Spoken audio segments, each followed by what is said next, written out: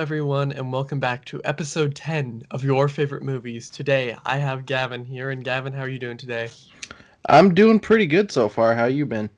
I've been doing all right. And what are we talking about today? Actually, Scott Pilgrim versus the World. I believe the 10th anniversary just went by recently, so it's pretty fitting. Yeah, it's kind of perfect, and I really enjoy this movie, and I know it's your favorite movie, so there's gonna be a Yeah, lot to talk about. It's by Edgar Wright. We have Last Night in Soho coming out later this year. But do you can't wait. remember the first time you watched the movie? For the most part, I never saw it in theaters for some reason. I just wasn't at that point. God, I think I was 12 when this came out, so I wasn't super into getting to the theater as soon as possible like I am now. But I remember renting it from a Redbox near me, and we watched it one night on like a Friday night, and then I remember after everyone else went to bed, I just watched it again, and then I watched it again the next morning, and it's pretty much been my favorite, or at least one of my favorites since then. But more recently, it's become my actual favorite of all time. I've gone back a few times since then. I love this movie. I can't watch it enough. Yeah, that's fair. And I've only seen it once, and that was back in 2019, I think it was. But I still love it. Like it's Edgar Wright. Edgar Wright's one of my favorite directors ever, and I think all of his movies, in Yeah. my opinion, so far are 5 out of 5 movies. And although this one probably ranks on the lower end of his list, considering they're all 5 out of 5 movies, I think that says a lot, and I think it's Yeah. really great. And that's kind of cool that you say that you watched it, then you watched it again and then again you just continuously watched it because I don't know, like I haven't really done that, I don't think, before, or at least maybe when I was a kid, but I know that some people do that, and I can see why for like your favorite movie or whatever. So that's hmm that's pretty interesting. And like, was it the first Edgar Wright movie you saw? As far as I know, it had to have been because I don't think I saw like Shaun of the Dead or Hot Fuzz until I was like in high school. When I uh started diving into more of his stuff, as that's far as I remember, anyway. all right. That's pretty cool. And what do you think of like his other movies? Like, do you think they're on par with this one? I mean, I think like you said, I pretty much like all of his stuff too. I think this, Baby Driver, and Shaun of the Dead are my three favorites from him. Hot Fuzz is good. I haven't seen it in a while, so I don't really have an up to date opinion. But I mean, he's definitely good at what he does. I really wish we saw his version of Ant Man, but studios got involved, creative differences as they call it. Yeah, yeah, you know how it is. And like, what is it about this movie that makes it your favorite above like all other movies? Is it because you can watch it over and over again, or like what's like the deep dive into that? That's part of it. Like I can watch this probably once a week or maybe even multiple times a week and not get bored of it. The music is great. I have the soundtrack on my Spotify. They just added Brie Larson's cover of Black Sheep finally. So that's nice. And just the actors in it, it's an insane cast here and they're all like giving it their all. It's just I don't know, there's just something about it. The style, how very much it's based on a comic book, but it very much feels like a video game movie at the same time. Which, funny enough, there is a video game that I actually also really enjoy. But yeah, it's just so fun every time I watch it. Yeah, I think that's what you need for your favorite movie. You just have to have a fun time while watching it. And it's just started raining outside, so I apologize if you can hear that. But yeah, it's just such a fun movie. And like as you said, it was from a comic book, and I haven't read it, but I did know that. And of course, a lot of people do refer to it as like there are parts that feel like a video game, like literally when Yeah. he's fighting off the evil exes. And it's a really like interesting storyline too. Like I think that that's what makes it so unique, is that like we have this really great cast, but it's really the story that makes it so hmm special. And like, what do you think of Michael Cera in the movie? Like, do you think that was a great choice, or? I I haven't read the comic book either, so I don't really know much on the source material, but I feel like he was the perfect choice for this role. I can't really see anyone else playing that character. I mean, I'm sure there are other people that auditioned for it for sure, but I haven't looked into that, so I'd actually be interested to see who else auditioned. But Yeah, I think that he was perfect. That'd be kind of interesting, and I totally agree with that because I love Michael Cera. Like, obviously, Superbad's one of my favorite comedies, and Yeah. Juno is one of my favorite movies of all time, and he co-stars in both of those, and then he stars in this one straight up, and he's just so perfect, and of course, Arrested Development. He's just so perfect at Yeah. playing like the awkward kind of teen guy, and not only is he funny, but like everybody else in the movie, like Chris Evans is in the movie, Brie Larson's in the movie. Like there are just so It's many people. great. We talk about the cast, but like who else really stands out for you? Honestly, Anna Kendrick as Scott's sister is this was I think it must have been one of her first breakout roles around the time of Twilight, I think was when this came out. Yeah, yeah, it was a few years Maybe a after, little yeah. before or after, yeah. But she gets me every time, just like her delivery of some of the lines when she's like calling him out on dating the high school kid. It's just so funny every time. And then, of course, his roommate, Kieran Culkin, I think. I think it's Macaulay Culkin's brother. Yes, yes. He's hilarious. He's one of my favorite parts of the entire film. Oh yeah, 100%. And one of my favorite behind the scenes clips, I think you know what I'm talking about, but it's when Scott jumps out the window Hmm. and it shows behind the scenes where you see Michael Cera walk off and then the guy just runs in front of the camera and jumps out. It's just little Oh, I moments love that it. like that really make the movie because in the movie it's funny, but also behind the Yeah. scenes it looks really entertaining and it just adds to the movie. And I think this movie is also visually stunning. Like there's so Yeah. many amazing sequences and for me, at least from memory, all the effects hold up, like I think, and nothing really Hmm. seems out of place, nothing like that. And again, I haven't seen the movie in like a year and a half, but I do remember just absolutely adoring it. And it's one of those that when it's like there's this specific audience that really loves it. Everybody likes the movie. I'd say I don't really see too much hate for it, but then there's Yeah. like this specific audience that just adores the movie. And I feel like we're kind of both in that boat.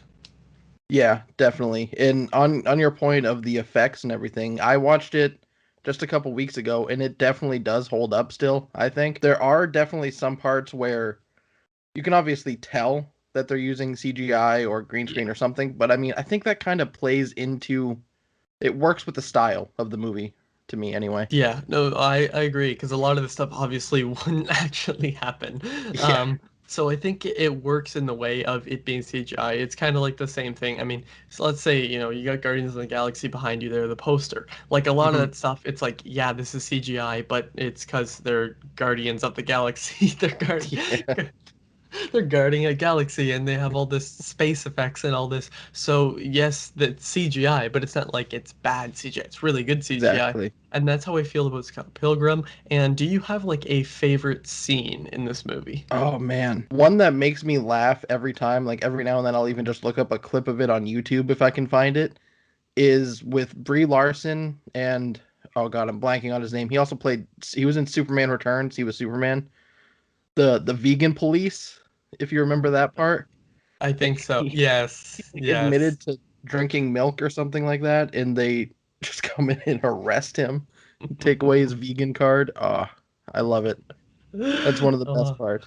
yeah, I totally forgot about that. Like now that you say it, I'm like, yeah. And I think that's also like there's jokes like that that make the movie work because, Edgar Wright has or at least so far, I bet for last night in Soho it'll be different, but it's like Hmm. you have this action or you have whatever genre mixed or like for Baby Driver it's like action crime and then there's comedy. There's parts of comedy. Obviously, the Yeah. Cornetto trilogy well, Shaun of the Dead is like horror comedy. It's not scary, but it's like horror Yeah. and comedy and all this. And I feel like he always mixes comedy in really well, and it never feels out of place. And that's something that's really hard to do. It's really hard to mix in comedy with, scenes like this, especially a movie as unique as this one. I think that's the best Hmm. word to describe this movie is just unique because you don't know where it's going really at times, and there's tons of different, like, really well, different plot points. Like I know that's a terrible way to describe it, but it's like it's a very different different movie, but I think it benefits from that, if that makes sense.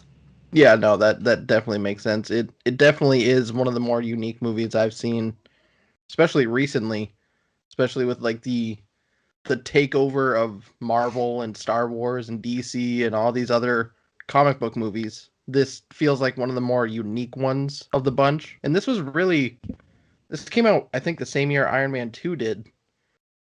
So it was really right at the beginning of the huge onslaught of comic book movies that we were getting, and I still think this is one of the better ones that we've gotten, period, just in Oh general. yeah, yeah. Like again, I'm a massive fan of a ton of the stuff Marvel does, and a bunch of the stuff DC does, and like all of them. I think that for the most part, it's all really good. There's some obviously some flops, but Yeah, but yeah, um, for me, I'd actually consider this one of the best comic book movies I've seen. Like obviously, it's not a superhero movie, but it is a comic yeah. book movie, and you can also feel it at times with the editing, because obviously Edgar Wright is really known for his editing.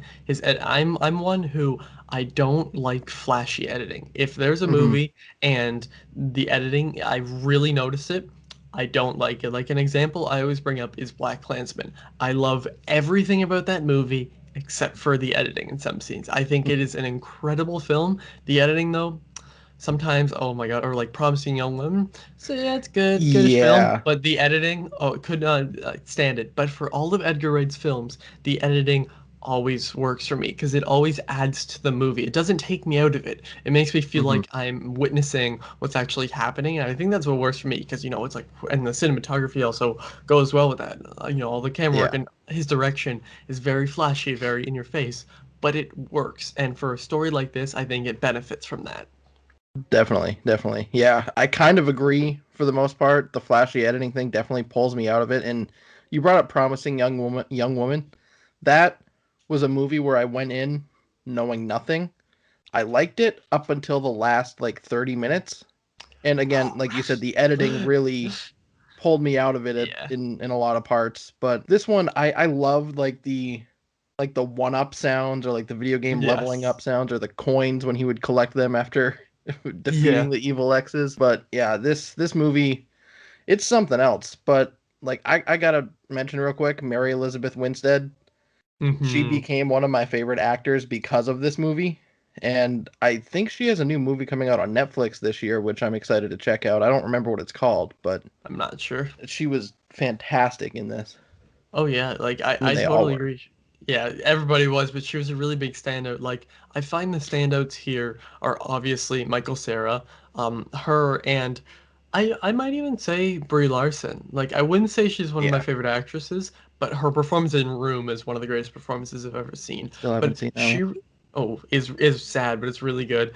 I gotta check it out. Yeah. She like really stands out. Like again, because I'm going from memory, that also helps because I think of the people that really stand out. I honestly all the exes kind of stand Yeah. out. There's one person I'm blanking on the name. I'm gonna look it up, and I know I can totally picture their face. I'm gonna look it up right now. I should have done this before. It was yes, Jason Schwartzman, however you say Oh his name. yeah, yeah. He always stands out to me. Obviously, he's in a lot of the Wes Anderson movies, but Hmm. he really like sticks in my mind as one of the exes. I mean, his scenes are really entertaining to me, and this whole movie is it's just a ton of fun and it's just very entertaining. It's like you throw it on, and if you don't have a fun time, I feel bad for you. Like, do you agree?